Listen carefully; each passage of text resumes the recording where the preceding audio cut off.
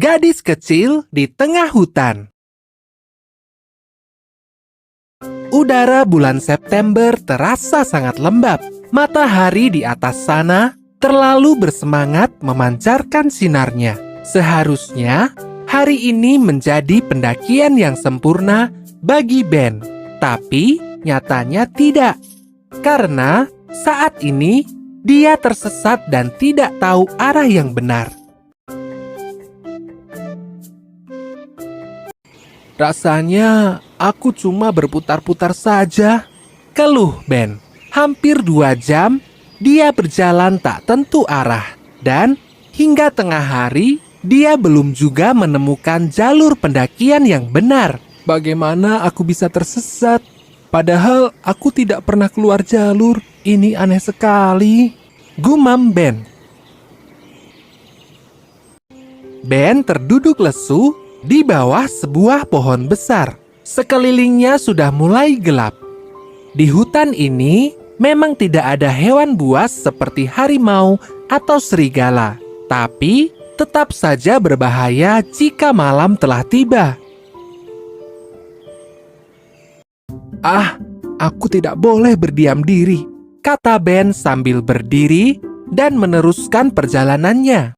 Tak lama kemudian, dia melihat seberkas cahaya. Apakah itu sebuah pondok? Ben berjalan semakin cepat, dan ketika dia telah dekat dengan sumber cahaya itu, wajahnya tersenyum lebar.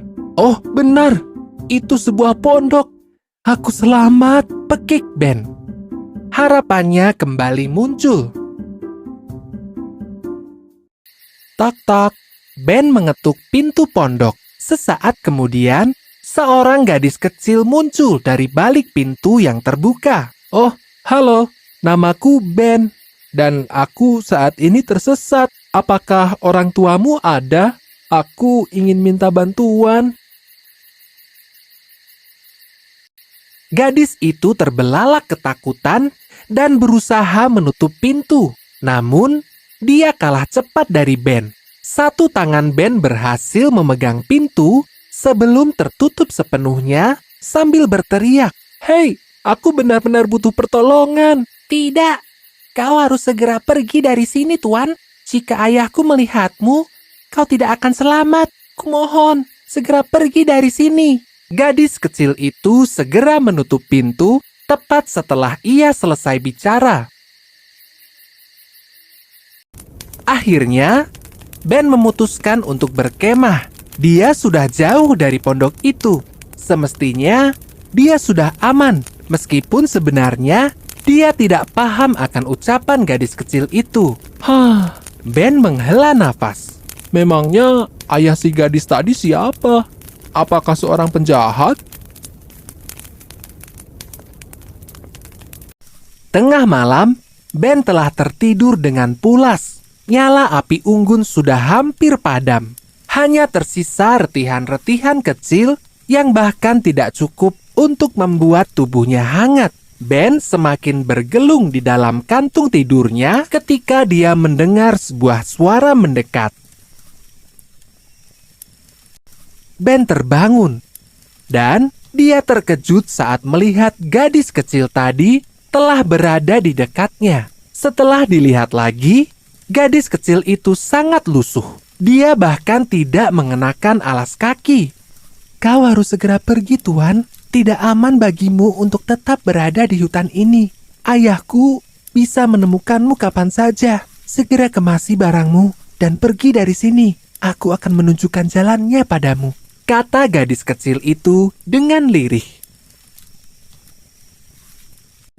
Entah apa yang terjadi, tapi Ben mengikuti semua perkataan si gadis kecil. Ia buru-buru mengemasi semua barang dan berjalan mengikutinya. Mereka berjalan dalam diam. Ben semakin merapatkan resleting jaketnya, berharap udara malam tidak terasa begitu dingin. Mereka sampai di sebuah sungai. Awalnya, Ben mengira itu adalah sungai yang besar dengan arus yang deras.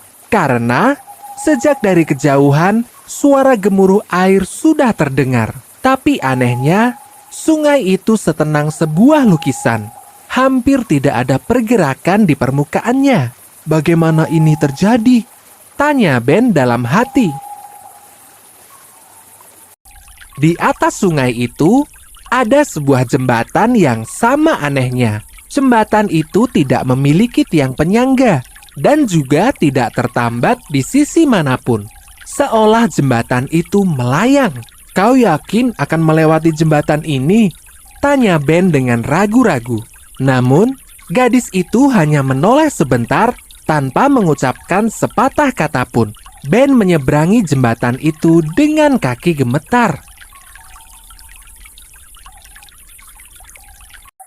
Selamat dari jembatan aneh, kini Ben tiba di dekat sebuah pohon yang sama anehnya. Pohon itu sangat besar dan dikelilingi oleh cahaya misterius.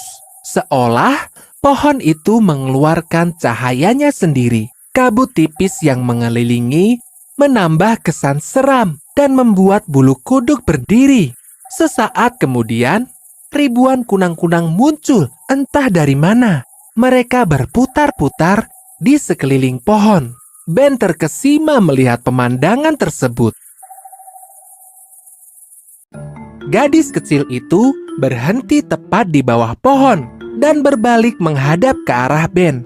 Mulai dari sini, kau harus berjalan sendiri, Tuan. Aku tidak bisa melewati perbatasan. Kemudian, gadis kecil itu menunjuk ke sebuah jalan setapak yang Ben yakini baru saja muncul. Tadi ketika ia sampai, jalan itu tidak ada. Ikutilah jalan setapak itu. Kau akan tiba dengan selamat. Selesai berbicara, gadis kecil itu segera berlari dan menghilang di telan kegelapan. Ben mulai menyusuri jalan setapak tersebut. Bulan bersembunyi di balik awan dan tidak mau muncul lagi. Keadaan menjadi gelap gulita. Jarak pandang hanya sampai pada satu langkah di depan.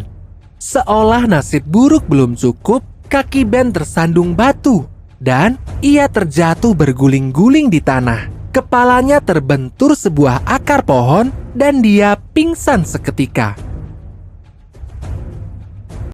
Anak muda, apakah kau sudah sadar?